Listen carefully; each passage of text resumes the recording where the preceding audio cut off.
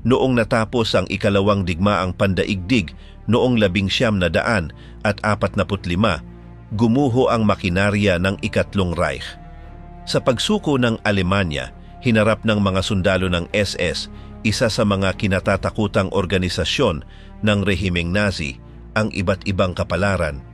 Ang ilan ay nahuli at nahatulan, ang iba na may nagawang maglaho sa loob ng mga dekada, samantalang may isang maliit na grupo na muling nakihalubilo sa lipunan gamit ang mga peking pagkakakilanlan. Gayunpaman, ang pagbagsak ng Reich ay hindi nangangahulugang natapos na ang iniwan nitong pamana, ni hindi rin nito napigilan ang marami sa mga responsable na makaiwas sa hustisya. Sa paglipas ng mga taon, ang mga alyado, ang Mossad at iba't ibang ahensyang paniktik ay nagsagawa ng pandaigdigang paghahanap sa mga may pananagutan sa Holocaust at iba pang mga krimen sa digmaan. Mula sa mga paglilitis sa Nuremberg hanggang sa mga lihim na misyon sa Timog Amerika at Gitnang Silangan, tumagal ng higit sa 70 taon ang pag-uusig.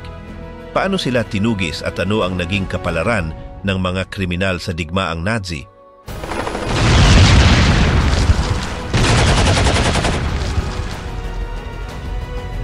Ang Reich sa guho, ang landas tungo sa pagkatalo. Pagsapit ng katapusan ng taong 1944, parehong nauunawaan ng mga bansa ng Asia at ng mga alyado na ang timbangan ng digmaan ay walang baliktarang tsingong bumabagsak laban sa Alemanyang Nazi. Ang isang dating matatag na rehimen ay nagsimulang gumuho ng mabilis. Nawalan si Hitler ng kontrol sa kaniyang mga tropa at sa loob mismo ng kaniyang makitid na bilog ay lumitaw ang mga sabwatan.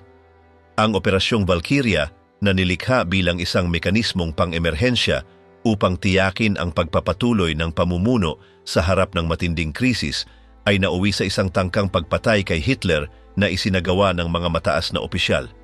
Ang kaniyang pag-aalis ay itinuturing na susi upang maisakatuparan ang kudeta at mapalaya ang hukbo mula sa panunumpa ng katapatan sa Führer.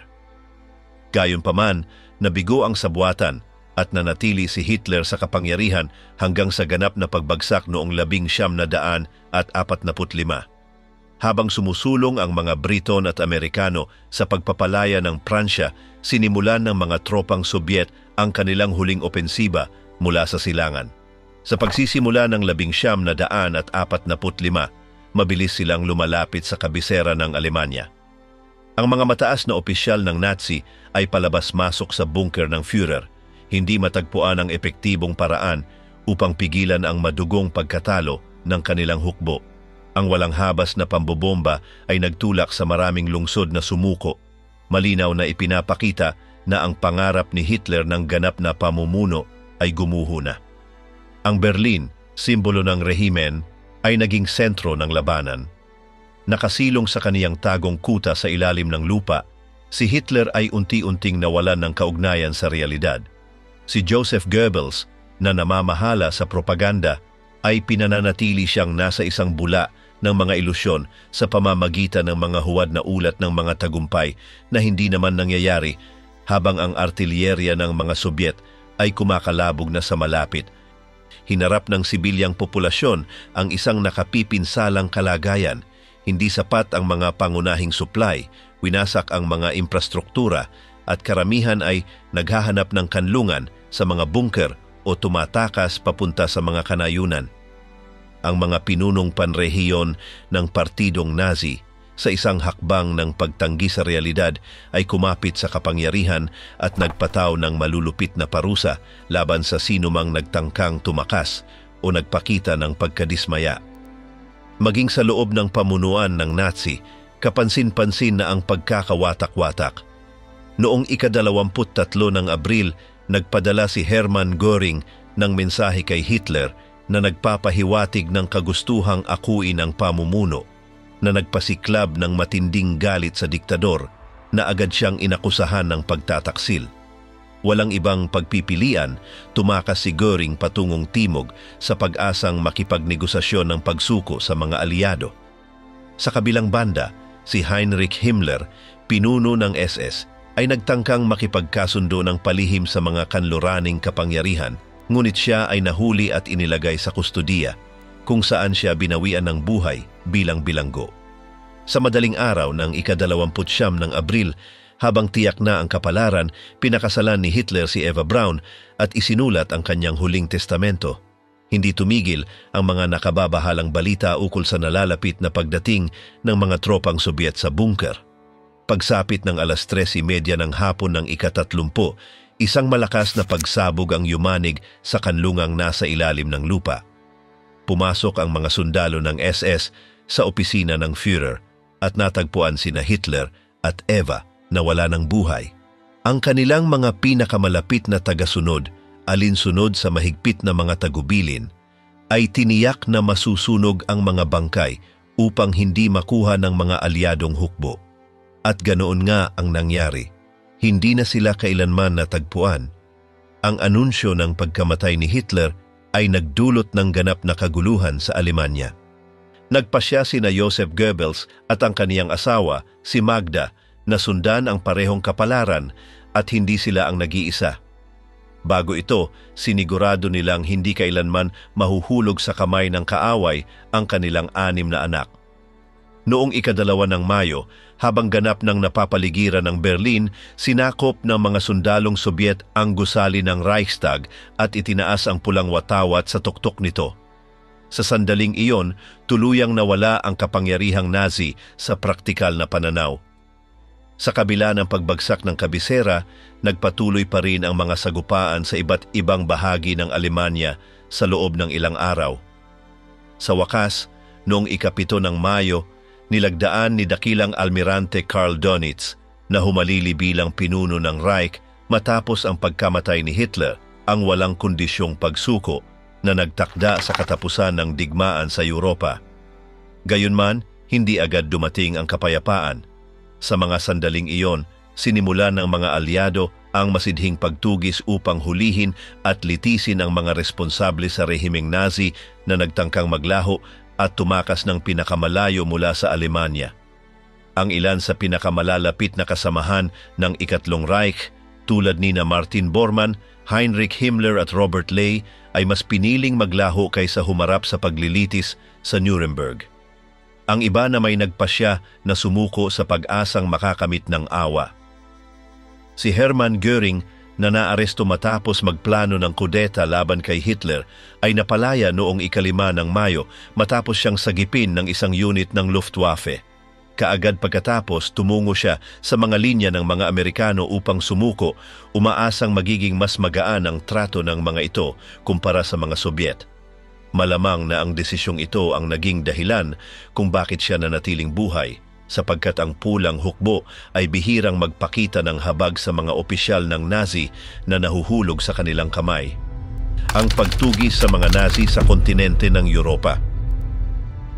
Bago pa man tuluyang matapos ang ikalawang digmaang pandaigdig, nakapagtakda na ang mga kapangyarihang alyado ng isang plano upang litisin ang mga responsable sa rehimeng Nazi sa pamamagitan ng isang internasyonal na hukuman. Hindi lamang ito nangangahulugan ng pag-aresto sa pinakamaraming bilang ng mga opisyal at kawani ng Ikatlong Reich, kundi pati na rin ng paghahanap ng mahahalagang saksi na maaaring tumistigo laban sa kanila. Kabilang sa mga ito, siyempre, ang mga asawa ng ilan sa mga mataas na pinuno. Si Gerda, asawa ni Martin Bormann, ay nagtangkang tumakas mula sa Alemanya kasama ang kaniyang 9 na anak. Sa gitna ng kaguluhang dulot ng pagpasok ng mga tropang Sobyet sa Berlin, nagkunwari siyang direktor ng isang ampunan at binihisan ng ilan sa kanyang mga anak bilang mga ulila. Gamit ang huwad na pagkakakilanlan, nakasakay siya sa isang school bus at nakatawid sa hangganan patungong Italia, kung saan siya nakatagpo ng kanlungan sa Timog Tirol. Doon ay sinalubong siya ng isang lokal na pinuno ng partidong Nazi na nagbigay sa kanya ng taguan at siyang nangalaga sa sensitibong mga dokumentong dala niya. Sa huli, nanirahan ang pamilya sa isang maliit na bayan 50 kilometro ang layo mula sa Bolzano. Bagamat pansamantala siyang nakaligtas sa pagkakahuli, mabilis na lumala ang kalusugan ni Gerda dahil sa kanser sa obaryo, kaya't naging agarang kailangan ang isang operasyon. Gayunman, hindi nakalampas sa pansin ang kanyang kinaroroonan. Natuntun siya ng mga alyadong ahente ng intelihensya na nagabiso sa mga puwersang Briton sa lugar. Isang lokal na doktor, matapos siyang tanungin, ang nagbigay ng impormasyon tungkol sa kanyang kalagayan at kinaroroonan. Di kalaunan, isang opisyal ng Britanya ang dumating sa kanilang tirahan. Sa takot, inakala ni Gerda na dadalhin siya sa isang kampo ng mga bilanggo, ngunit tiniyak sa kanya ng opisyal na wala siyang dapat ikatakot. Sa halip na arestuhin, inilipat siya sa isang ospital militar sa Merano. Sa kabila ng isinagawang operasyon, hindi bumuti ang kanyang kondisyon at siya'y pumanaw noong ika-23 ng Marso, taong 1946, ilang buwan bago ang kanyang ika-37 kaarawan. Ang ilang kasapi ng rehimeng Nazi na may mas mababang ranggo nang mapagtanto nilang ang tanging paraan upang makaligtas ay ang makipagtulungan sa mga nagtagumpay, ay nagpasyang makipagkooperasyon sa Office of Strategic Services ng Estados Unidos, OSS, na siyang naging CIA sa kalaunan. Isa sa mga kinatawang kaso ay si Wilhelm Hertel, na naging major ng SS sa Austria. May hawak siyang doktorado sa kasaysayan at ginugol ang malaking bahagi ng kanyang karera bilang ahente ng parehong seguridad na pulisya at ng SS. Habang papalapit ang pagtatapos ng digmaan, naunawaan ni Hertel na hindi na maiiwasan ang pagkatalo ng Alemanya. Dahil dito, nagsagawa siya ng ilang biyahe patungong Suwisa upang makipagkita sa pinuno ng estasyon ng OSS sa Berna. Layunin niyang makuha ang pabor ng mga Amerikano sa pamamagitan ng pagbibigay ng impormasyon tungkol sa mga planong militar ng EJE para sa huling pagtatanggol sa mga Alp. Gayon din, ukol sa mga nakatagong reserba ng ginto sa mga bundok ng Austria. Gayunpaman, mas mabilis ang naging takbo ng mga pangyayari kaysa sa inaasahan. Bago pa man matapos ang anumang kasunduan, malapit na sa Berlin ang mga tropang Sobyet. Noong Mayo ng 1945, nagtangka siyang tumawid patungong Suwisa, ngunit napigilan siya ng presensya ng mga tropang Pranses sa hangganan. Nahuli siya sa Liechtenstein at piniling bumalik sa Austria upang maghanap ng ligtas na lugar. Sa buwan ding iyon, isinuko niya ang sarili sa mga puwersang Amerikano sa Bad Aussee. Kalaunan, inilipat siya sa Alemanya at noong Oktubre ng 1947, ipinadala sa Lager Klesheim sa Salzburg. Sa panahong ito, naging pangunahing saksi si Hertel sa mga paglilitis sa Nuremberg kung saan siya ay nagbigay ng mahahalagang impormasyon para sa prosekusyon. Noong Disyembre ng taong iyon, pinalaya siya bilang bahagi ng kasunduan sa mga ahensyang paniktik ng Estados Unidos at pagkatapos ay nagsimula siyang makipagtulungan sa mga ito sa gawaing espiya laban sa Partido Komunista ng Austria. Sa mga sumunod na taon, bukod sa pagpapatuloy ng kanyang gawain sa paniktik, nagsulat siya ng mga aklat at naging isang manunulat. Hindi lahat ng kasapi ng rehimeng Nazi ay nakaiwas sa hustisya. Si Rudolf Höss, nakilala bilang tagapamahala ng kampong konsentrasyon sa Auschwitz at responsable sa pagkamatay ng higit sa 2 milyong at kalahating Hudyo, ay nakapagtago sa loob ng halos 5 buwan matapos ang pagbagsak ng Ikatlong Reich. Upang hindi makilala, gumamit siya ng huwad na pagkakakilanlan at nanirahan bilang magsasaka sa isang liblib na lugar sa hilagang Alemanya, malapit sa hangganan ng Dinamarca. Nahuli siya ng unang arestuhin ng mga puwersang Amerikano ang kanyang asawa. Sa isinagawang interogasyon, nagbigay ito ng impormasyon na nagbunsod sa kanyang pagkakatukoy. 2 unit ng hukbo ang pumalibot sa sakahang kanyang pinagtataguan at inabutan siyang walang kaalam-alam, nakasuot pa ng damit pantulog. Pagkatapos ng kanyang pagkakaaresto, inilipat siya sa Auschwitz kung saan niya hinarap ang kanyang hatol. Doon mismo, malapit sa bahay na tinitirhan nila ng kanyang pamilya hanggang noong 1945, isinagawa ang kanyang pagbitay. Mga tumulong sa pagtakas ang organisadong paglikas mula sa Reich. Noong 3 ng Hulyo taong 1946, isang ulat mula sa Cuerpo de Contrainteligencia ng hukbong sandatahan ng Estados Unidos ang ipinadala sa Pangulo. Sa dokumentong ito, ipinahayag na ang mga Nazi ay nagdisenyo ng mga ruta ng pagtakas simula pa noong 1944. Ang estratehiyang ito ay pinangalanang Odessa, isang acronym para sa Organisasyon de Antiguos Miembros de las SS. Hanggang sa kasalukuyan, hindi pa tiyak kung ito ay isang koordinadong inisyatiba ng pamahalaang Nazi o isang serye ng mga independenteng plano na isinagawa ng iba't ibang grupo sa loob ng rehimen. Gayunpaman, ang malinaw ay naging matagumpay ang mga rutang ito sa paglabas ng maraming Nazi sa bansa nang hindi natutunton na may kahangahangang antas ng tagumpay. Sa Argentina pa lamang, tinatayang may hindi bababa sa 300 dating militar ng Ikatlong Reich ang nakahanap ng kanlungan. Ang iba pang mga bansang nagsilbing asylum ay kinabibilangan ng Brazil, Paraguay at ilang bansa sa gitnang silangan. Sa kabuuan, humigit kumulang 10,000 tao na may kaugnayan sa partidong Nazi ang nakalabas ng Alemanya bago matapos ang taong 1945. Itinuturo ng ilang mga historiador ang posibleng pakikilahok ng mga institusyon tulad ng Red Cross, ang Batikano at maging ang hukbo ng Estados Unidos sa malawakang pagtakas na ito. Gayunman, sa gitna ng pagkawasak ng Alemanya matapos ang digmaan, halos imposibleng kontrolin ang bawat labasan ng bansa. Upang makaiwas sa mga autoridad, maraming tumatakas ang gumamit ng huwad na pagkakakilanlan, nagkunwaring mga lumikas o humingi ng tulong sa iba't ibang organisasyon. Ilang taon pa ang lumipas bago ang CIA, ang Mossad at ang MI5 ay nagsimula ng masinsinang mga hakbang upang hanapin, kilalanin at dakpin ang mga kriminal sa iba't ibang panig ng mundo. Ang agarang prioridad pagkatapos ng digmaan ay ang pagpapapanatag ng rehiyon at muling pagtatayo ng Alemanya. Kung ang Odessa man ay umiiral bilang isang organisadong estruktura o bilang katang-isip lamang ng mga ahente ng paniktik ng Estados Unidos, ang mga network na tumulong sa libu-libong Nazi na makatakas ay isang di mapapasubaliang realidad. Sa mga unang taon pagkatapos ng digmaan, tinatayang halos 70% ng mga tumatakas ay tumawid sa mga Alp patungong Italia, sa paraang kahalintulad ng ginawa ni Gerda Bormann. Ang unang patutunguhan ng mga tumatakas ay kadalasang rehiyon ng Timog Tirol sa hilagang bahagi ng Italia.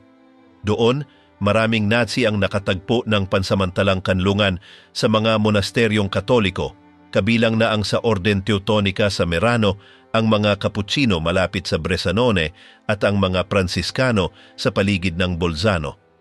Tinawag ang landas ng pagtakas na ito bilang ruta ng mga monasteryo, na siyang nagpalakas sa alamat na may mahalagang papel ang Batikano at si Papa Pio XII sa pagprotekta sa mga kriminal ng digmaan. Hindi ito isang katang-isip lamang sapagkat kilala na itinuturing ni Pio II ang komunismo bilang pinakamatinding banta sa simbahan at sa kanluraning mundo. Sa Timog Tirol, may mga pari na nagbibigay ng mga dokumentong nagpapatunay umano sa pagkakakilanlan ng mga tumatakas, bagamat peke ang lahat ng impormasyong nakasaad sa mga ito. Sa tulong ng mga dokumentong ito, nakakakuha ang mga takas ng pasaporte mula sa Komite Internasyonal ng Red Cross nang hindi masyadong sinusuri. Mula noong 1945 hanggang 1951, tinatayang mahigit sa 120,000 ganitong dokumento ang naipamahagi. Gayunpaman, bago pa man matapos ang dekada, alam na ng mga autoridad ng Estados Unidos ang nangyayari. Noong 1946, matapos ang isang malawakang pagtakas mula sa isang kampo ng mga bilanggo ng digmaan sa Rimini, natuklasan ng mga sundalong Amerikano na may mga dating opisyal ng SS na nagkukubli sa mga lokal na monasteryo at kumukuha ng mga dokumento ng paglalakbay na inisyu ng Red Cross. Maging bago pa ang mga pangyayaring ito, matapos dumating ang mga tropang Amerikano sa Roma, may ilang relihiyoso mula sa Georgia na nakakuha ng pahintulot mula sa Papa upang magtatag ng isang seminaryo sa lungsod. Makaraan ng ilang buwan, napansin ng mga autoridad ng mga alyado ang isang di karaniwang pangyayari. Tila may ilang mga seminarista na nasasangkot sa mga ugnayang pag-ibig. Sa masusing pagsisiyasat, natuklasan na ang lugar ay nagsisilbing kanlungan para sa mga opisyal ng SS na nagtatag ng isang istasyon ng radyo na may makabagong teknolohiya sa silong ng gusali. Sa pagsusuri ng posibleng pakikilahok ng Vatikano sa pagprotekta sa mga kriminal ng Nazi, tumitingkad ang pangalan ni Alois Hudal. Ang obispong ito na mula sa Austria ay tahasang nagpahayag ng kanyang pagkiling sa rehimeng Hitleriano at kalaunay ipinagtanggol ang kanyang mga kilos sa pagsasabing marami sa mga inuusig ay inosente. Ipinaglaban niyang tama lamang ang pagbibigay ng mga huwad na dokumento sa kanila. Gayunpaman, ang pinakamadali at pinakapraktikal na destinasyon ng mga Nazi na tumatakas ay ang Espanya, na noon ay pinamumunuan ng Generalissimo Francisco Franco. Dahil sa kakulangan ng eksaktong opisyal na tala, mahirap matukoy kung ilang dating kasapi ng rehimeng Nazi ang tunay na nakahanap ng kanlungan doon. Subalit, ang pag-usbong ng maraming grupong neo-Nazi sa bansa sa mga sumunod na dekada ay nagpapahiwatig na marahil ay umabot ito sa ilang libo. Isa sa mga pinakakilalang tumakas ay si Leon Degrelle, komandante ng SS mula sa Belgian na mga Walon. Mula sa kanyang taguan sa Malaga, ilang ulit siyang nagsalita sa publiko nang hindi kailanman humarap sa paglilitis para sa kanyang mga krimen sa digmaan. Gayunman, noong dekada 80, naharap siya sa mga kaso na may kaugnayan sa pagtanggi sa Holocaust. Stille-Hilfe, ang tahimik na network ng SS. Hindi tulad ng Odessa, may isa pang samahan na kilala bilang Stille-Hilfe o tahimik na tulong na kumilos sa loob ng Alemanya at sa iba pang mga bansa matapos ang ikalawang digmaang pandaigdig. Layunin nitong magbigay ng suporta sa mga dating kasapi ng SS na naaresto, nahatulan o nasa pagtakas. Nagkakaloob sila ng legal na tulong, nagpadala ng mga yaman at sa maraming kaso tumulong upang maitago o makatakas ang mga ito. Sa pamamagitan ng network na ito, daan-daang at marahil libu-libong Nazi ang nakatakas patungong Timog Amerika at Gitnang Silangan. Noong 1951, nakamit ng Stille-Hilfe ang legal na katayuan bilang isang organisasyong hindi kumikita na nagbigay daan upang makatanggap ito ng pondo sa pamamagitan ng mga donasyon. Ginanap ang aktong formal na pagtatatag nito sa Munich, isang lungsod na 3 dekada nang nakaraan ay naging sinilangan ng partidong Nazi.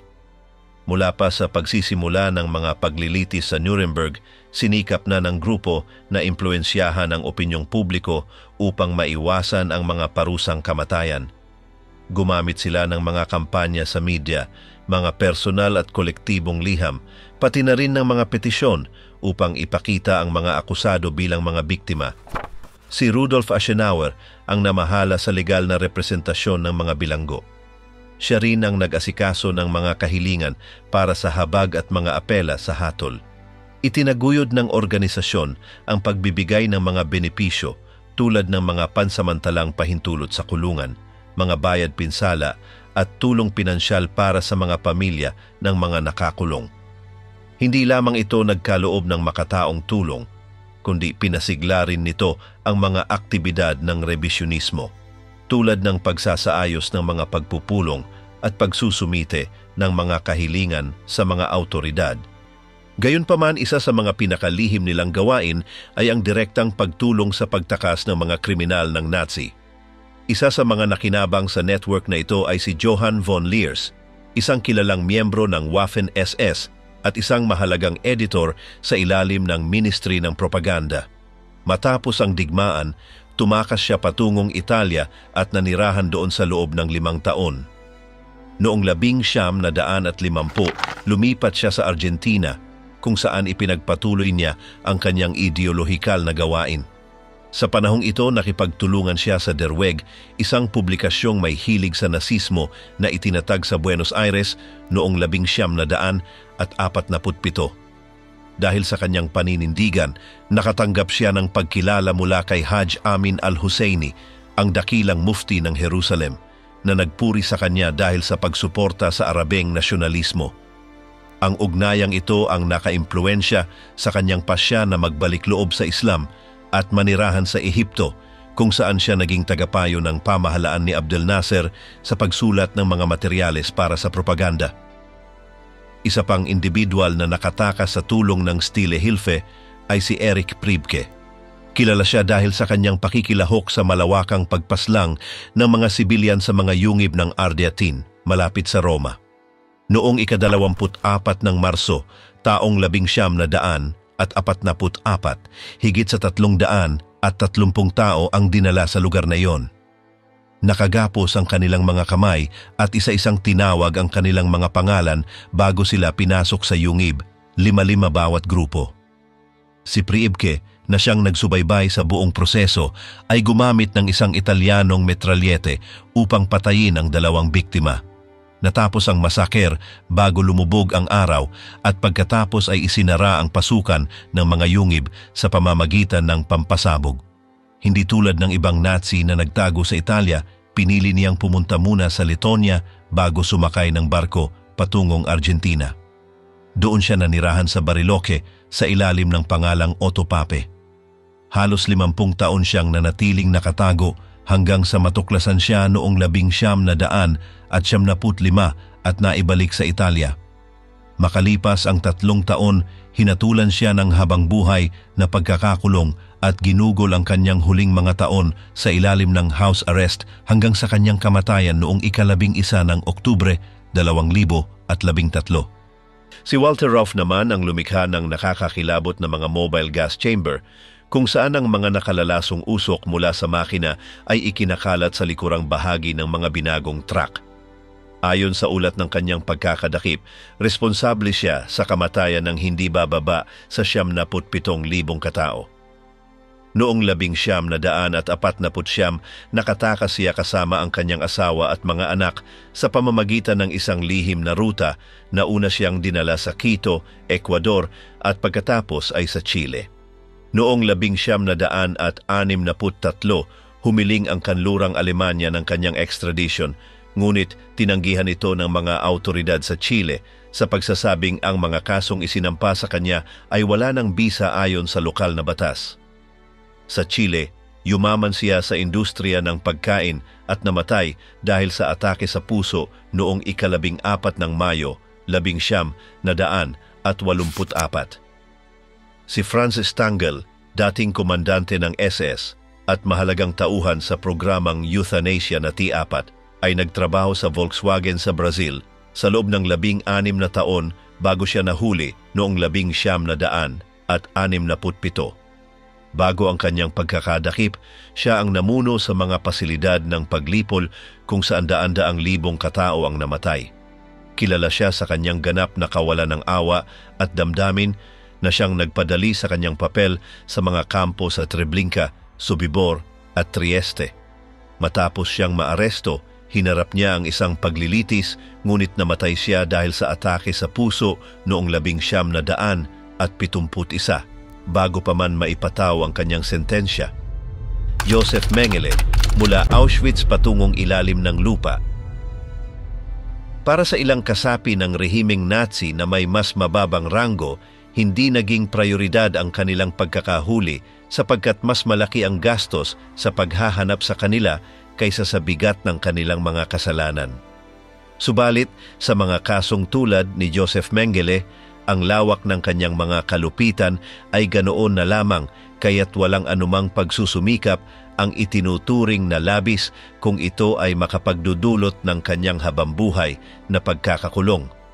Habang nasa digmaan, hindi kabilang si Mengele sa mga pinakakilalang pangalan, ngunit matapos ang labanan, lumitaw ang buong saklaw ng kanyang mga krimen at nabunyag ang kanyang brutalidad.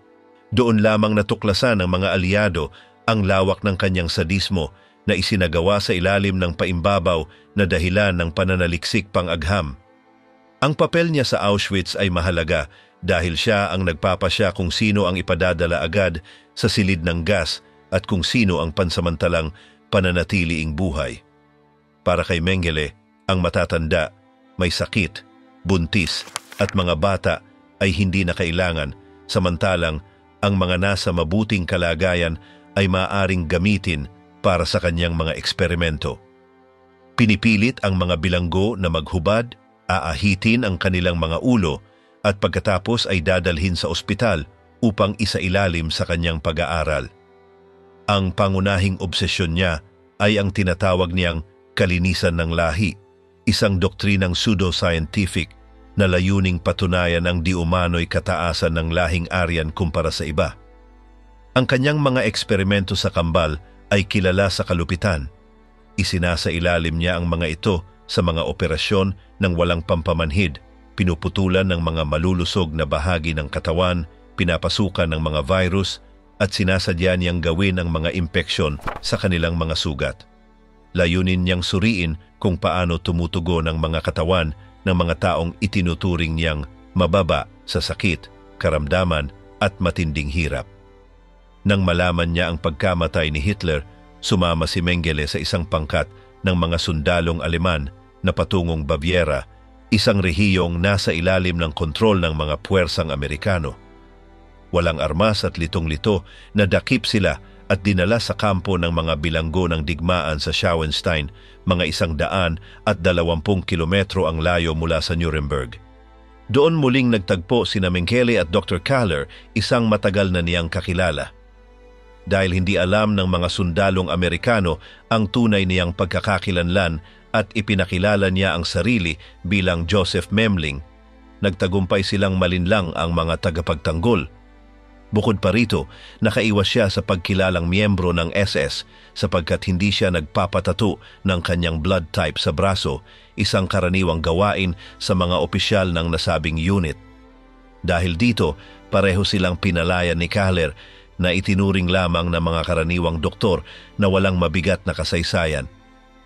Pagkatapos ng kanyang paglaya, nagtungo si Mengele sa Auschwitz upang subukang bawiin ang kanyang mga tala na itinuturing niyang mahalaga. Pagkatapos nito, nakatakas siya sa pagtawid ng timog na hangganan patungong Italia, kung saan nakarating siya sa Genoa noong 1949. Doon, nakuha niya ang isang pasaporte mula sa Red Cross sa ilalim ng pangalang Helmut Gregor. Noong Hulyo ng parehong taon, sumakay siya ng barko patungong Argentina at nanirahan sa Vicente Lopez. Habang naninirahan sa Timog Amerika, una siyang nagtrabaho bilang karpintero at kalaunan ay nagbenta ng mga makinang pang-agrikultura. Dahil kumbinsido siyang wala nang naghahanap sa kanya, ginamit niya ang kanyang tunay na pangalan ng walang takot. Gayunman, noong 1958, nainteroga siya kasama ang ilang doktor dahil sa hinalang pagpraktis ng medisina nang walang lisensya matapos mamatay ang isang dalaga sa isang ilegal na aborsyon. Bagamat walang kasong isinampa laban sa kanya, napagtanto niyang lumalaki ang panganib na siya ay makilala. Upang makaiwas sa posibleng pagkakahuli, nagpasya siyang lumipat sa Paraguay, kung saan noong 1959 ay nakamit niya ang pagkamamamayan sa ilalim ng pangalang Jose Mengele. Lumabas ang pangalan ni Mengele ng ilang ulit sa mga paglilitis sa Nuremberg noong ikalawang kalahati ng dekada 40, subalit inakala ng mga alyado na siya ay malamang na namatay na. Hindi hanggang sa dekada 60 nagsimulang aktibong hanapin ng Mossad si Mengele na layuning dakpin siya at dalhin sa harap ng hustisya sa Israel. Gayunman, ang mga investigasyon sa Paraguay ay hindi nagbunga ng malinaw na pahiwatig tungkol sa kanyang kinaroroonan. Bukod pa rito, walang resulta ang mga pagtatangkang subaybayan ang kanyang liham na palitan sa kanyang asawang si Marta na naninirahan sa Italia. Ang mga lihim na ahenteng ipinadala sa Timog Amerika ay nakarating sa isang liblib na lugar sa labas ng Sao Paulo kung saan kanilang natukoy ang isang lalaking Europeo na posibleng si Mengele. Gayunpaman, dahil sa kakulangan ng katiyakang buo, pinili ng Mossad na ihinto ang operasyon noong 1962. Ang desisyong ito ang naging daan upang ang isa sa mga pinakakinatatakutang kriminal ng nasismo na kilala bilang Anghel ng Kamatayan ay makapamuhay ng hindi nababagabag sa timog ng Brazil. Noong 1979, habang naliligo sa dagat, siya ay inatake ng stroke at nalunod. Klaus Barbie, ang proteksyon sa isang tagapahirap na Nazi. Noong inako ng mga Aleman ang kontrol sa Pransya, ipinadala si Klaus Barbie, isang opisyal ng paniktik mula sa SS sa Dijon bilang unang destinasyon. Hindi nagtagal, inilipat siya sa Lyon kung saan itinatag niya ang kanyang base ng operasyon sa Hotel Terminus. Sa lugar na iyon, isinailalim niya ang mga bilanggo bata man o matanda sa malupit na mga sesyon ng pagpapahirap. Bukod dito, sinanay niya ang mga German Shepherd upang umatake sa mga detainee nang walang pinipili anuman ang kasarian. Dahil sa kanyang walang awang kalupitan, tinagurian siyang ang tagapatay ng Lyon. Tinatayang siya ang direktang responsable sa pagkamatay ng 14,000 tao sa loob ng teritoryo ng Pransya. Matapos ang digmaan, hinatulan siya ng pamahalaang pansamantala ng Pransya ng kamatayan sa kanyang kawalan sapagkat hindi pa natutukoy ang kanyang kinaroroonan. Nang maglaon, natuklasan na nasa kustodya pala siya ng mga puwersang Amerikano dahilan upang igiit ng Pransya ang kanyang extradition. Subalit, sa halip na tuparin ang kahilingan, tinulungan pa siya ng mga Amerikano na makatakas patungong Bolivia kung saan siya nanirahan ng 3 dekada sa ilalim ng bagong pagkakakilanlan bilang Klaus Altman. Doon, nakipagtulungan siya sa Counterintelligence Course ng Estados Unidos na noon ay abalang sinusupil ang paglaganap ng komunismo sa Latinong Amerika. Nanatili rin siyang malapit sa mga gobyernong militar sa Bolivia at Peru kung saan ipinagmamalaki niyang nakatulong sa pagsugpo kay Che Guevara. Noong 1971 habang nasa Peru, natuklasan ng ilang grupong Pranses na sumusubaybay sa mga Nazi na tumatakas ang kanyang tunay na pagkatao. Gayunman, dahil walang kasundo ang ekstradisyon sa pagitan ng Pransya at Bolivia, nanatili siyang ligtas. 1 taon pagkatapos nito, isang mamamahayag ang nagtungo sa La Paz upang makapanayam siya. Nang tanungin siya kung siya nga ba ang hermanong kriminal ng digmaan, mariin niyang itinanggi ang anumang ugnayan sa pangalang iyon. Kahit nang ipakita sa kanya ang mga larawan ng mga biktima na dumanas ng pagpapahirap sa ilalim ng kanyang pamumuno, iginigiit pa rin niyang hindi niya kilala ang sinuman. Gayunman, sa kanyang pagbabalik ng mga larawan, naiwan niya ang kanyang mga fingerprint na siyang naging susi upang kumpirmahin ang kanyang tunay na pagkakakilanlan. Sa kabila nito, patuloy na tinanggihan ng gobyerno ng Bolivia ang kanyang extradition.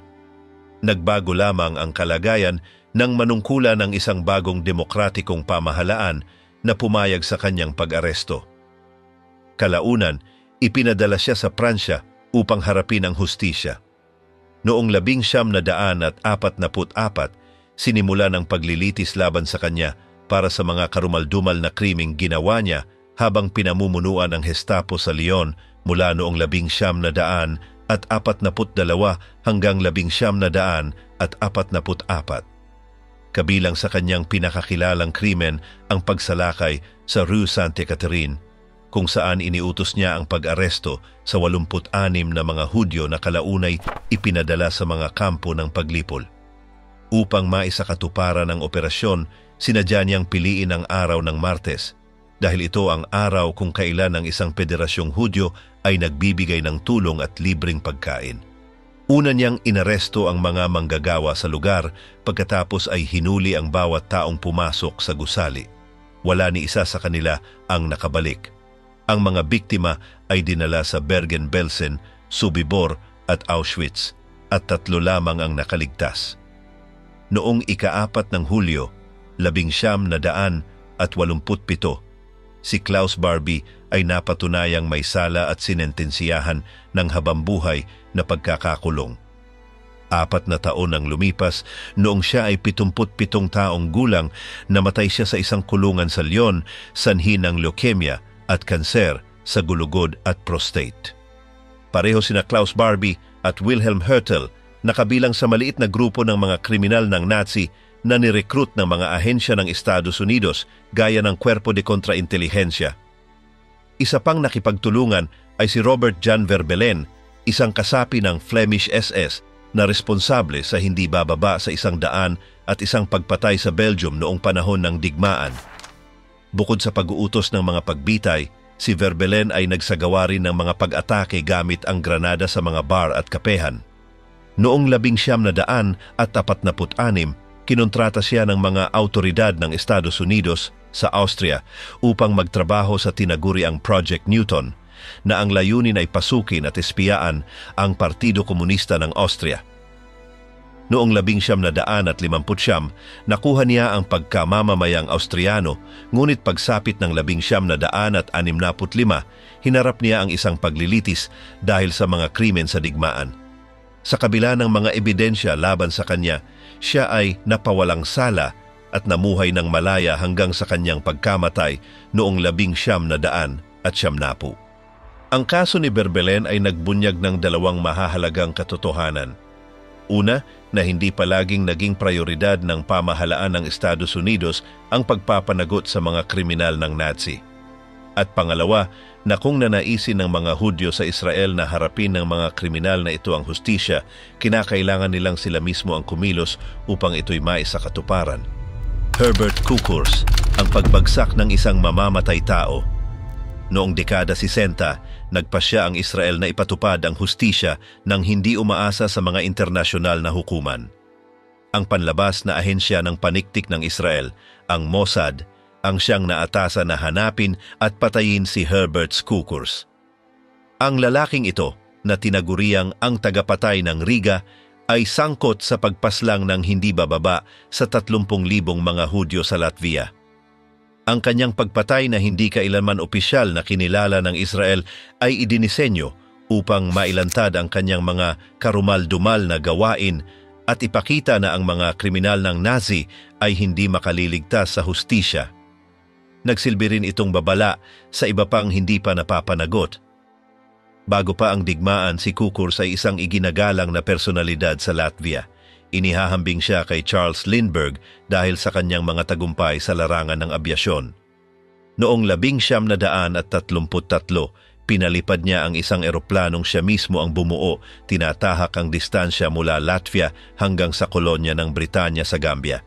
Pagsapit ng huling bahagi ng 1939, naglakbay muli siya sa pagkakataong ito patungong Palestina. Lahat ay nagbago noong 1970 nang mapasailalim ang bansa sa kontrol ng mga Sobyet pagkatapos ng Paktong Molotov-Ribbentrop. Isang taon pagkatapos, nang sakupin ng Alemanya ang USSR, dumating ang kapangyarihang Nazi sa Latvia. Para sa ilan, ang mga Aleman ay naging simbolo ng pag-asa laban sa pang-aaping Sobyet. Ngunit para sa mga Hudyo, sila ay naghatid ng tiyak na kamatayan. Sa Riga, nagtatag ang mga Nazi ng sistematikong panunupil at paglipol, kung saan namukod tangi si Cookurs bilang isa sa pinakamalupit na kasabwat. Habang nasa ilalim ng pananakop, naging kanang kamay siya ng grupong Komando Araj, isang paramilitar na puwersang binubuo ng 300 Latvian na tumugis at pumatay ng libu-libong Hudyo. Labis ang kalupitan ng kanilang grupo, nagpapaputok sila ng walang pinipili sa lansangan, pumapatay para sa katuwaan, at nililimas ang mga ari-arian ng kanilang mga biktima. May mga tala na nag-uugnay kay Cookurs sa masakir sa Rumbula na naganap noong ika-30 ng Nobyembre at ika-8 ng Disyembre taong 1941, kung saan humigit kumulang 25,000 katao ang pinatay malapit sa kagubatan na may parehong pangalan. Pagkatapos ng digmaan, tulad ng maraming kriminal ng Nazi, tumakas siya patungong Timog Amerika. Ngunit kaiba sa ibang mga takas, hindi niya binago ang kanyang pagkakakilanlan. Dumating siya sa Brazil gamit ang kanyang tunay na pangalan at nagsimulang makihalubilo sa mga kasapi ng lokal na komunidad ng mga Hudyo. Ipinakilala niya ang sarili bilang isang politikal na refugee at ipinagyabang na iniligtas niya ang mga Hudyo sa panahon ng Holocaust, isang kasinungalingang pansamantala ring pinaniwalaan ng ilan. Gayunman, habang lumilipas ang mga taon, nabunyag ang katotohanan at hindi siya nakatakas sa kanyang madugong nakaraan. Ang kanyang labis na kumpiyansa sa sarili at pagiging egosentriko ang nagtulak sa kanyang pagbagsak dahil hindi niya kailanman sineryoso ang pagtatago. Ang kanyang mga pampublikong pahayag at pagiging malapit sa komunidad ng mga Hudyo ang siyang nakatawag ng pansin ng Mossad na agad natunton ang kanyang kinaroroonan. Bagaman inaasahan noong una na haharap siya sa paglilitis sa Alemanya, hindi na ito naganap. Noong 1965, binalangkas ng mga ahente ng Israel ang isang plano upang siya'y mahuli. Isang undercover agent ng Mossad ang nagpakilalang potensyal na kasosyo sa negosyo at nahikayat si Kukurs na maglakbay patungong Uruguay sa pangakong magtatayo sila ng negosyong may kaugnayan sa abyasyon. Mukhang perpekto ang alok kaya't agad itong tinanggap ni Kukurs. Ang kanyang kasosyo na nagpakilalang si Anton Künzle ay si Yakov Meidad, sa katunayan isang veterano ng Mossad na kilala sa kanyang naging papel sa pagdakip kay Adolf Eichmann sa Argentina noong 1960.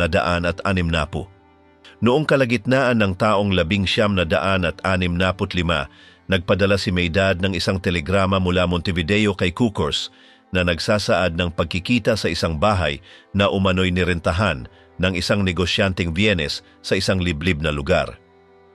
Nang tumawid si Kukurs sa pintuan, sinalubong siya ng isang grupo ng mga kalalakihan na agad siyang sinunggaban. Nagpumiglas si Kukurs ng buong lakas at sa tindi ng kanyang pagtutol, kinagat niya ang daliri ng isa sa mga umaatake na halos maputol ito. Gayunman, natapos ang sagupaan ng hampasin siya ng isa sa mga lalaki sa ulo gamit ang martilyo, dahilan upang mawalan siya ng lakas at depensa.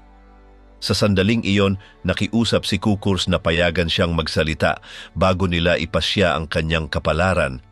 Wala ni isa mang tumugon sa kanyang pakiusap. 2 putok mula sa baril na may silencer ang agad na tumapos sa kanyang buhay. Natagpuan ang kanyang bangkay sa loob ng isang baul noong ika-6 ng Marso. Mayroon itong maraming tama ng bala sa katawan at ang bahagi ng kanyang bungo ay durog na durog. Sa tabi ng bangkay, nakita ang mga dokumentong nag-uugnay sa kanya sa mga masaker sa ghetto ng Riga.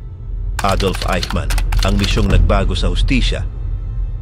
Ang pagdakip kay Adolf Eichmann ay naging mas masalimuot kaysa sa paghuli kay Kukurs. Mahusay niyang naitago ang kanyang mga bakas habang tumatakas patungong Argentina, ngunit sa huli naibunyag siya ng kanyang kilos. Ipinanganak sa Solingen noong 1906 na naging mataas na opisyal siya sa loob ng SS nang sumiklab ang ikalawang digmaang pandaigdig. At isinakatuparan niya ang kanyang tungkulin ng may ganap na debosyon. Sa mga huling taon ng digmaan, pangunahing tungkulin niya ang pag-oorganisa ng malawakang deportasyon ng mga Hudyo patungo sa mga kampo ng paglipol at ang pagdidisenyo ng estratehiya para sa genocide sa Europa, alinsunod sa mga napagkasunduan sa konferensya ng Wannsee noong 1942. Bagamat bihira siyang makapasok sa mismong mga kampo ng konsentrasyon, mahalaga ang kanyang papel sa pagpapatupad ng Holocaust, kaya't siya ay naging responsable sa milyon-milyong pagkamatay. Noong 24 ng Disyembre, 1944, iniwan ni Eichmann ang Budapest bago pa malubos na palibutan ng mga Sobyet ang lungsod. Bumalik siya sa Berlin kung saan sinikap niyang sirain ang mga dokumentong mag-uugnay sa kanyang mga gawain. Tulad ng maraming kasapi ng SS na tumatakas sa huling yugto ng Reich, nagtago si Eichmann sa Austria kasama ang kanyang pamilya matapos ang pagsuko ng Alemanya noong 8 ng Mayo, 1945.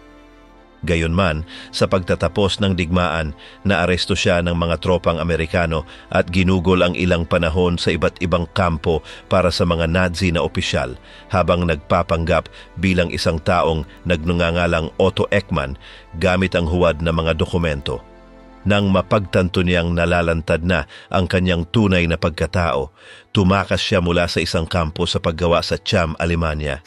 Sa puntong iyon, inilahad na ni Rudolf Höss, dating komandante ng Auschwitz, sa mga paglilitis sa Nuremberg na si Eichmann ang pangunahing utak sa likod ng Holocaust. Naunawaan ni Eichmann na kailangan niyang tuluyang maglaho. Noong 1948, nakakuha siya ng mga pekeng dokumento upang makalipat patungong Argentina sa ilalim ng pangalang Ricardo Clement. sa tulong ng suportang network na pinamunuan ni Obispo Alois Hudal. Gamit ang tinatawag na ruta ng mga monasteryo, nagtungo siya sa Italia kung saan siya nakarating sa Timog Amerika. Sa wakas, nanirahan siya sa Olivos, isang distrito sa Buenos Aires, kung saan namuhay siya ng tahimik. Nakahanap siya ng trabaho sa pabrika ng Mercedes-Benz at kalaunan ay umangat ang kanyang posisyon hanggang sa maging hepe ng isang departamento. Hindi nagtagal, sumunod sa kanya ang kanyang asawa at mga anak. Isa sa kanyang mga anak, si Klaus, ay nagkaroon ng relasyon kay Sylvia, isang dalagang Aleman na ang ama ay nakaligtas sa kampo ng konsentrasyon sa Dachau. Hindi alam ni Klaus na may lahing Hudyo si Sylvia, kaya nakapagsalita siya ng mga nakakasakit na komento kung saan ipinahiwatig niyang hindi natapos ng mga Nazi ang kanilang layunin na lipulin ng ilang mga grupo. Gaya ng inaasahan, hindi nagtagal ang kanilang relasyon. Makaraan ng isang taon, narinig ng ama ni Sylvia ang isang testimonya sa isang paglilitis sa Frankfurt tungkol sa mga krimen ng digmaang Nazi. Sa prosesong iyon, nabanggit si Adolf Eichmann bilang pangunahing tauhan sa paglipol ng mga Hudyo.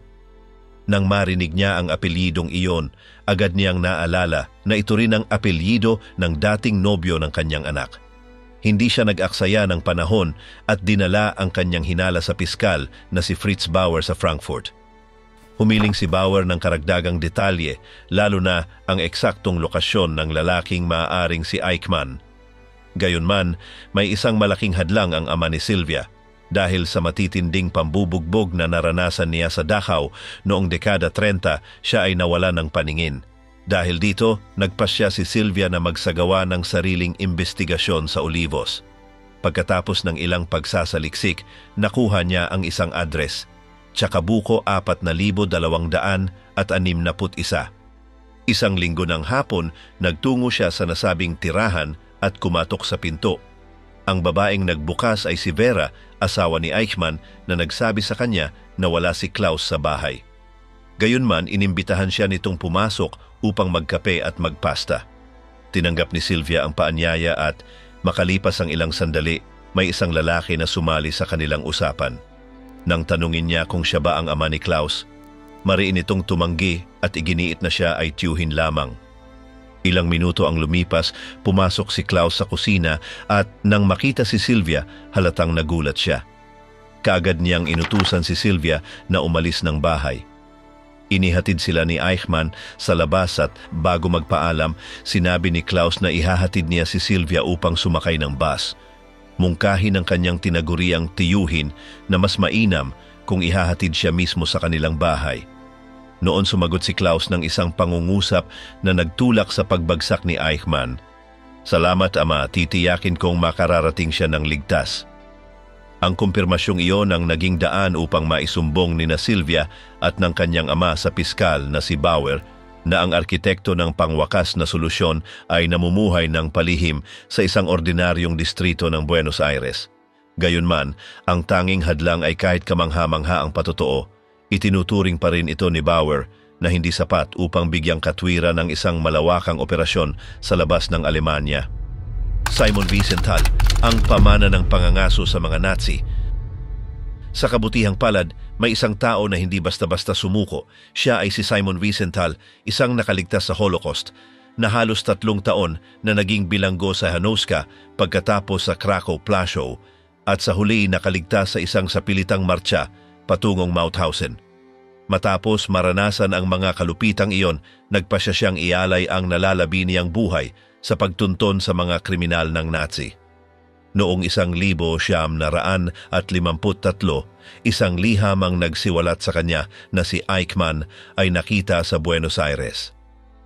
Makalipas ang 1 taon, dinala niya ang impormasyong iyon sa konsulado ng Israel sa Vienna.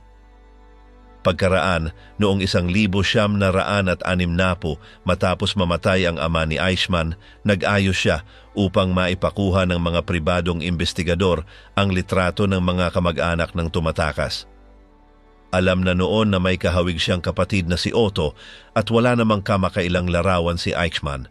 Noong 18 ng Pebrero, isinumiti ni Wiesenthal ang mga larawang iyon sa mga ahente ng Mossad.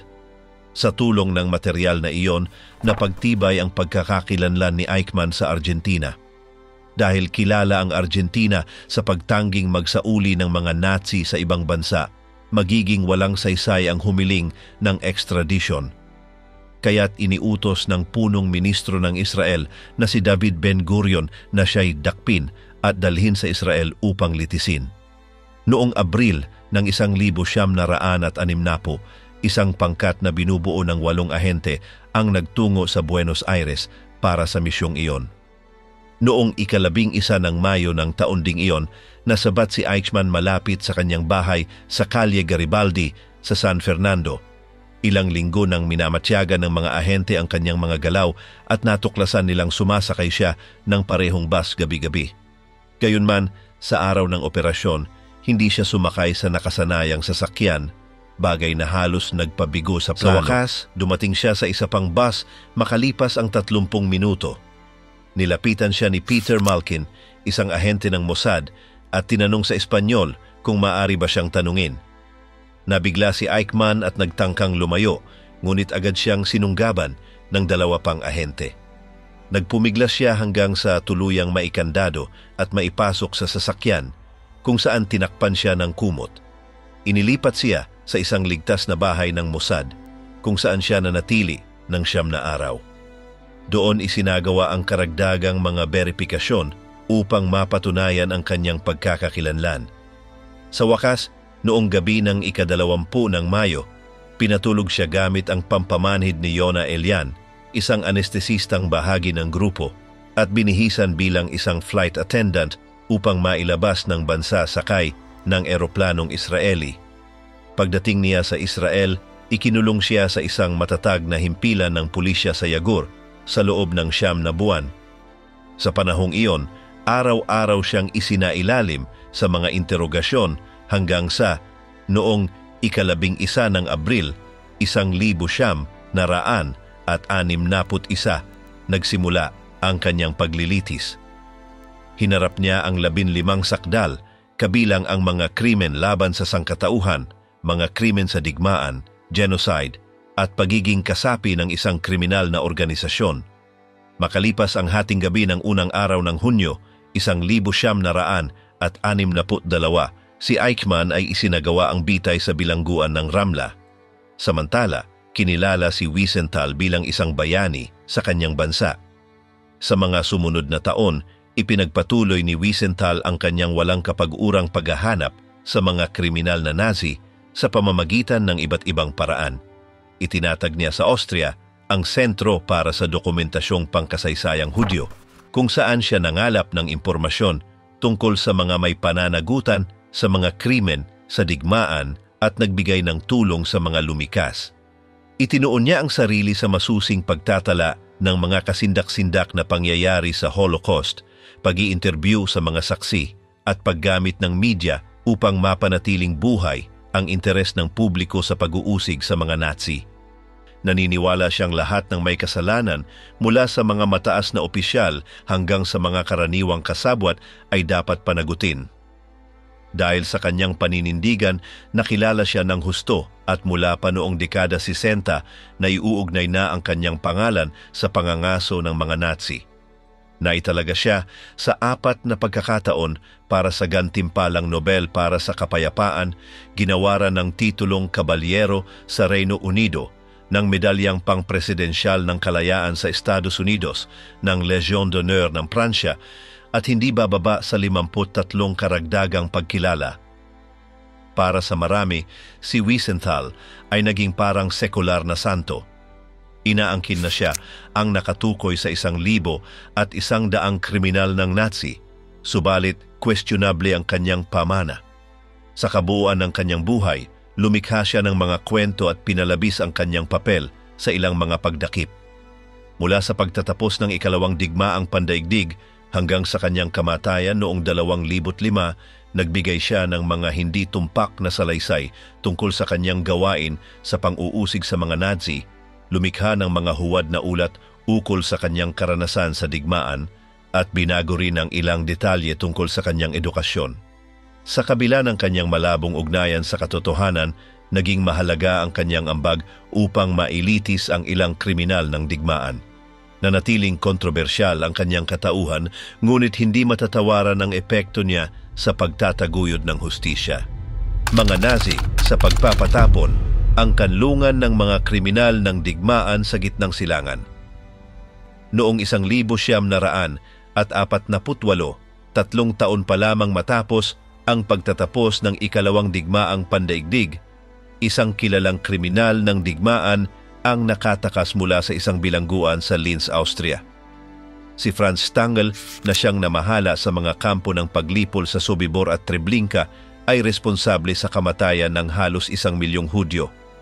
Ang kanyang ruta ng pagtakas ay dumaan sa Graz, Merano at Florencia hanggang makarating sa Roma. Doon, tinanggap siya ng obispong si Alois Hudal, kapwa rin Austriano, na nagbigay sa kanya ng mga huwad na dokumento na nagpayagan sa kanya na makapaglakbay patungong Syria, kung saan sinundan siya kalaunan ng kanyang pamilya. Noong 1951, lumipat ang pamilyang Stangl sa Brazil. Hindi niya sinasadyang mabuksan ang isang bagong ruta ng pagtakas para sa mga Nazi, ang gitnang silangan. Samantala, si Alois Brunner, isa sa mga pinakamalupit na tagapagpatupad ng Holocaust, ay patuloy na tumatakas sa panahong iyon. Sa panahon ng digmaan, mataas ang posisyon ni Brunner sa Gestapo bilang pangunahing katuwang ni Adolf Eichmann at pinuno ng departamento ng mga usaping Hudyo. Ang kanyang kakayahan sa pag-organisa ng mga deportasyon at malawakang pagpatay sa mga bansang gaya ng Pransya, Gresya at Slovakia ang nagtulak sa kanyang pagiging mahalagang bahagi ng genocide. Itinuturing siya ni Eichmann bilang kanyang pinakamahusay na ahente. Matapos ang digmaan, nagtago siya sa Alemanya, ngunit pagsapit ng 1954, naramdaman niyang papalapit na ang mga autoridad, lalo na nang hatulan siya ng isang korte sa Pransya ng parusang kamatayan in absentia. Sa tulong ng dating mga kaalyado, sinundan niya ang yapak ni Stangl at tumakas patungong Ehipto, na nooy pinamumunuan ni Gamal Abdel Nasser.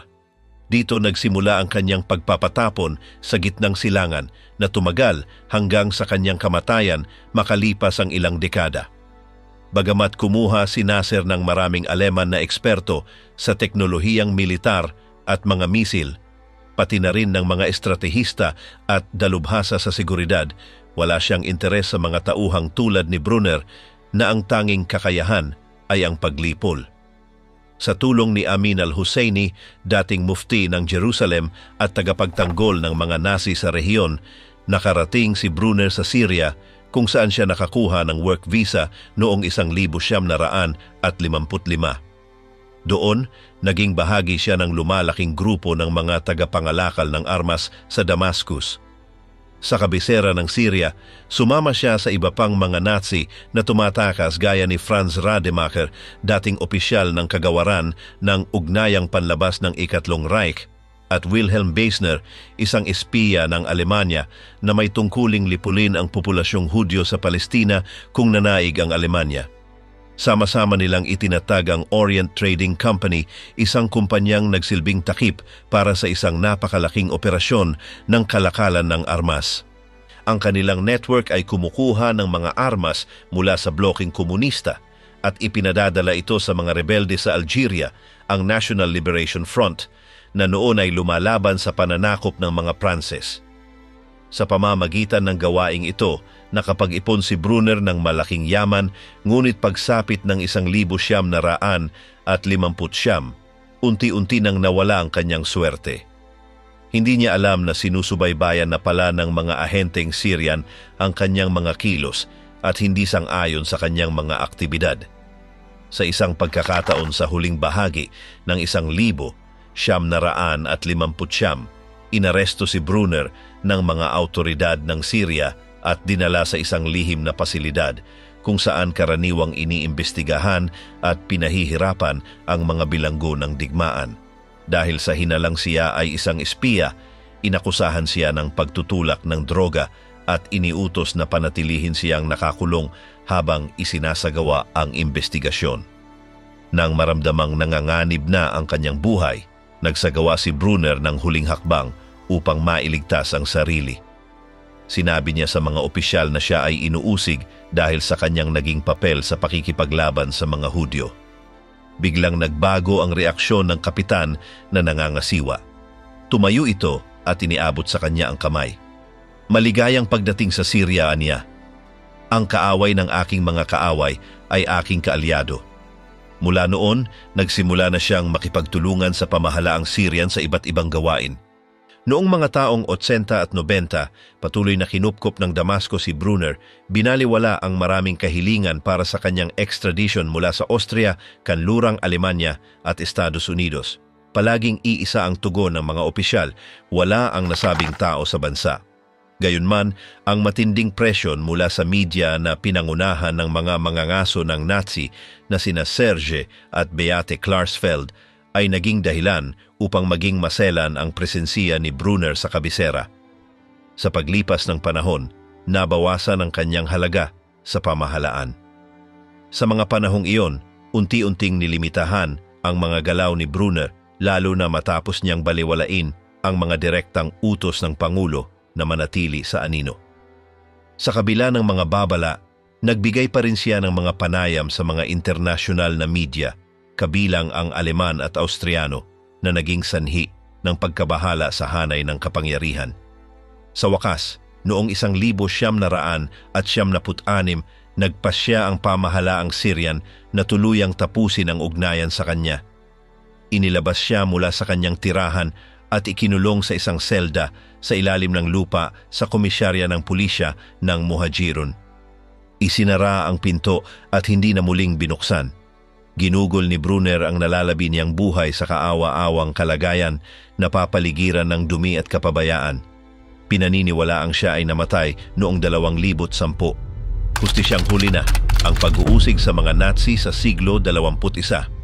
Ang mga tulad ni Wiesenthal at Bauer ay hindi kailanman tumigil sa kanilang misyong makamit ang hustisya. Sa loob ng mga dekada, nagtagumpay silang dalhin sa paglilitis ang libu-libong responsable sa Holocaust at ang kanilang mga kasabwat. Gayunpaman, dahil sa paglipas ng panahon, ang paghuli sa mga kriminal ng digmaan sa kasalukuyan ay isa ng karera laban sa orasan. Maging ang mga dating kabataang kasangkot noong ikalawang digmaang pandaigdig ay lampas na sa 70 taong gulang sa ngayon. Isang malinaw na halimbawa ay ang kaso ni Johann Rehbogen na noong 2018 sa edad na 74 ay nakilalang dating gwardya sa kampong konsentrasyon ng Stutthof, kung saan siya naglingkod mula 1942 hanggang 1944. Dahil wala pa siyang 21 taong gulang noong naganap ang mga krimen, nilitis siya sa isang hukuman para sa kabataan sa Münster. Inakusahan siya sa pagkamatay ng higit sa 100 bilanggong Polako at 77 sundalong Soviet sa pamamagitan ng paggamit ng gas na Zyklon B. Isa pang katulad na kaso ang naganap noong 2019 nang si Bruno Day sa edad na 73 ay nahatulan dahil sa kanyang pakikiisa sa pagpatay ng mahigit 5,000 katao sa isang kampo ng paglipol sa pagitan ng 1,944 at 1,945. Ang pagsubaybay at pag-uusig sa mga taong ito ay naisakatuparan sa tulong ng isang espesyal na pangkat na nakabase sa lungsod ng Ludwigsburg sa timog kanlurang bahagi ng Alemanya. Dito matatagpuan ang Central Office for the Investigation of National Socialist Crimes na nag-ooperasyon mula pa noong 1958. Ang kanilang tungkulin ay hanapin ang mga natitirang may pananagutan sa Holocaust na hanggang ngayon ay hindi pa humaharap sa hustisya at maaari pang litisin. Bawat taon, nakikilala ng mga taga-usig ng institusyong ito ang humigit kumulang 30 suspek na buhay pa. Pagkatapos nito, inilipat ang mga kaso sa mga panrehiyong taga-usig na naglalaan ng halos 1 taon upang matukoy kung sapat ang ebidensya upang magsimula ng paglilitis. Mula noong simula ng ika-21 siglo, ang masusing prosesong ito ay humantong sa 6 na paglilitis, kabilang na ang mga nabanggit. Sa kasalukuyan, ang pinakamababang edad ng mga inaakusahan ay nasa 70 taong gulang at, sa karamihan, ay mga mababang ranggong tauhan sa loob ng rehimeng Nazi, mga tagabantay, kawani ng kusina, mga doktor at mga tagapamahala ng komunikasyon. Ang problema ay marami sa mga sangkot ang namamatay bago pa man matapos ang kanilang paglilitis na siyang nagpapaliit sa pagkakataong makamit ang mga hatol. Noong 2013, halimbawa, gumawa ang Central Office ng isang listahan na naglalaman ng 30 katao na dating nagtrabaho sa Auschwitz at maaaring litisin kaagad. Gayunpaman, 5 lamang sa kanila ang tunay na humarap sa hustisya sapagkat ang iba ay namatay bago pa man iharap sa hukuman o idineklarang hindi na kayang dumalo sa paglilitis. Sa kabila nito, ang kahalagahan ng institusyong ito ay hindi nasusukat sa dami ng hatol na naipapataw, kundi sa mensaheng taglay nito, na walang krimen laban sa sangkatauhan ang dapat makalimutan. Dahil sa kanilang gawain, ang mga lumahok sa mga kasindak-sindak na pangyayari sa ilalim ng nasismo ay kailangang mamuhay na may kaalaman na sa anumang sandali maaari silang abutin ng hustisya. Ang kanilang pag-iral ay nagpapanatiling buhay sa alaala ng mga biktima ng Holocaust na nagpapaalala sa mundo ng tindi ng mga kalupitang naganap mula 1,900 at 33 hanggang 1,945. Napakasaklap ng kasaysayan ng mga krimeng ito kaya't napakahalagang hindi ito hayaang malimutan gaano man karaming dekada ang lumipas. Ang pagtatapos ng ikalawang digmaang pandaigdig ang siyang nagmarka sa pagbagsak ng nasismo, ngunit hindi nito winakasan ang paghahanap ng hustisya. Sa loob ng mga dekada, nabunyag ang mga rutang pagtakas, ang pakikipagsabwatan ng iba't ibang institusyon at ang pagsisikap ng mga taong walang sawang humabol sa mga kriminal ng digmaan. Ang ilan ay nakahanap ng kanlungan sa Timog Amerika, gitnang silangan, o maging sa Europa sa ilalim ng proteksyon ng mga rehimeng may pansariling interes. Ang iba na may naaresto at nahatulan. Gayunman, marami ang hindi kailanman humarap sa anumang kaparusahan at habang lumilipas ang panahon, lalo ring nababawasan ang posibilidad na sila'y maiproseso. Sa kabila nito, nananatiling aktibo ang Central Office para sa pagsisiyasat ng mga krimen ng nasyonal-sosyalismo sa Alemanya na nagpapakita na ang hustisya ay hindi naluluma pagdating sa mga krimen laban sa sangkatauhan. Ang kwentong ito ay hindi lamang bahagi ng kasaysayan kundi isang babala tungkol sa kahalagahan ng pag-alala. Ang mga kalupitang isinagawa ng SS ay hindi dapat malimutan at ang kawalan ng kaparusahan ay hindi dapat maging katanggap-tanggap. Bagamat dumarami ang mga taon, patuloy na inaalala ng kasaysayan ang kanilang mga pangalan, ang kanilang mga ginawa, at ang mga bunga ng kanilang ideolohiya. Ang hustisya, gaano man ito katagal dumating, ay nananatiling kailangan upang parangalan ang mga biktima at pagtibayin ang panata ng sangkatauhan sa katotohanan.